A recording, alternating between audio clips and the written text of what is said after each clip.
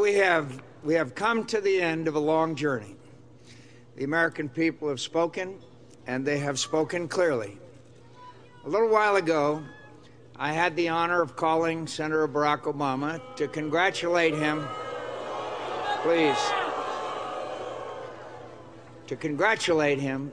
on being elected the next president of the country that we both love. In a contest as long and difficult as this campaign has been, his success alone commands my respect for his ability and perseverance. But that he managed to do so by inspiring the hopes of so many millions of Americans who had once wrongly believed that they had little at stake or little influence in the election of an American president is something I deeply admire and commend him for achieving. This is an historic election, and I recognize the special significance it has for African Americans and for the special pride that must be theirs tonight. I've always believed that America offers opportunities to all who have the industry and will to seize it. Senator Obama believes that too. But we both recognize that though we have come a long way from the old injustices that once stained our nation's reputation and denied some Americans the full blessings of American citizenship, the memory of them still had the power to wound. A century ago, President Theodore Roosevelt's invitation of Booker T. Washington to dine at the White House was taken as an outrage in many quarters. America today is a world away from the cruel and prideful bigotry of that time. There is no better evidence of this than the election of an African American to the presidency of the United States. Let there be no reason now. Let there be no reason now for any American to fail to cherish their citizenship in this, the greatest nation on earth.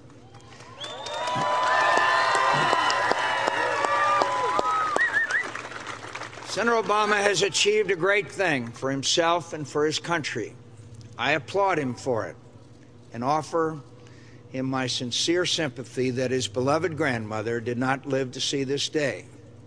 Though our faith assures us she is at rest in the presence of her Creator, and so very proud of the good man she helped raise. Senator Obama and I have had and argued our differences, and he has prevailed. No doubt many of those differences remain.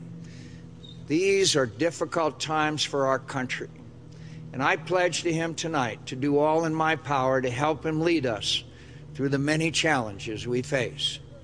I urge all Americans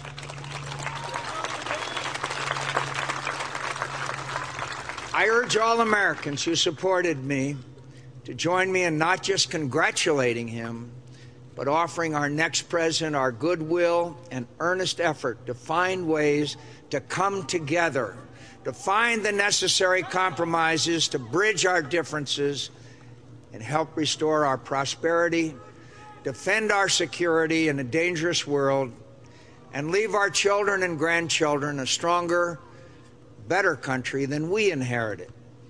Whatever our differences, we are fellow Americans. And please believe me when I say no association has ever meant more to me than that.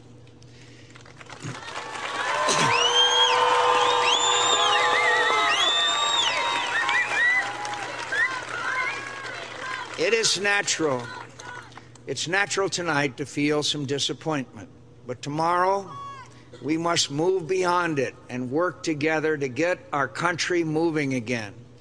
We fought as hard as we could, and though we fell short, the failure is mine, not yours. I am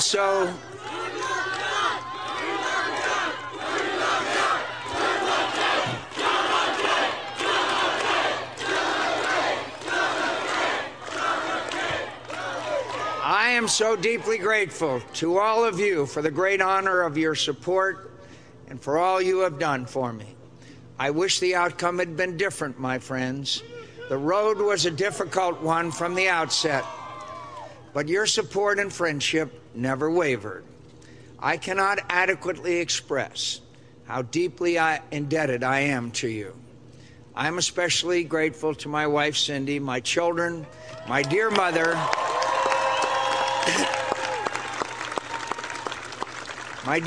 and all my family, and to the many old and dear friends who have stood by my side through the many ups and downs of this long campaign.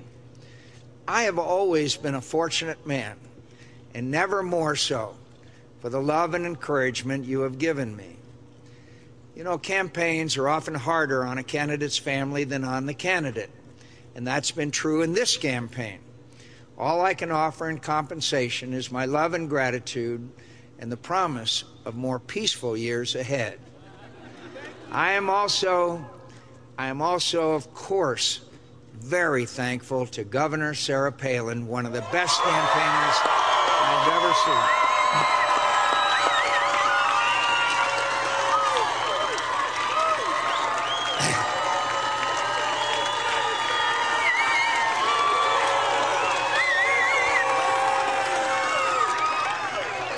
One of the best campaigners I have ever seen, and an impressive new voice in our party for reform and the principles that have always been our greatest strength. Her husband, Todd, and their 5 beautiful children for their tireless dedication to our cause and the courage and grace they showed in the rough and tumble of a presidential campaign. We can all look forward with great interest to her future service to Alaska, the Republican Party, and our country.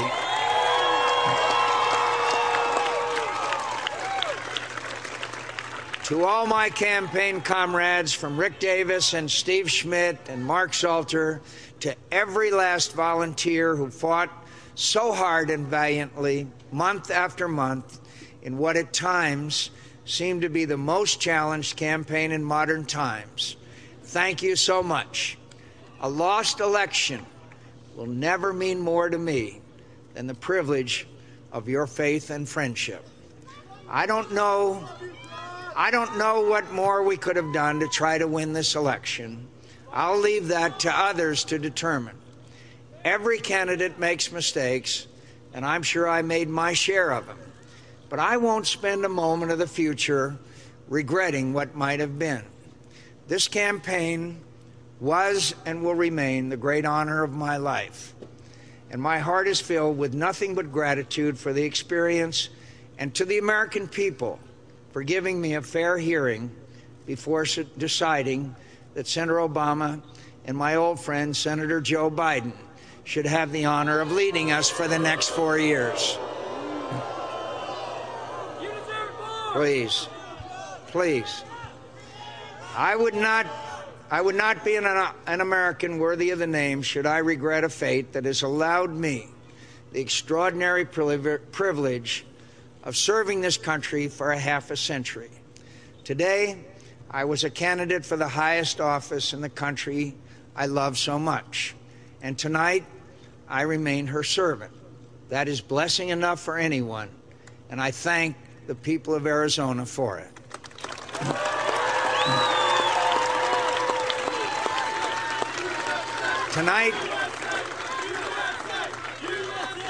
Tonight, more than any night, I hold in my heart nothing but love for this country and for all its citizens. Whether they supported me or Senator Obama, I wish Godspeed to the man who was my former opponent and will be my president.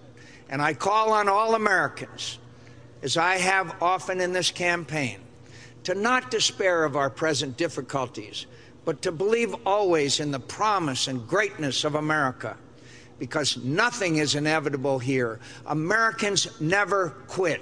We never surrender. We never hide from history. We make history. Thank you, and God bless you, and God bless America. Thank you all very much.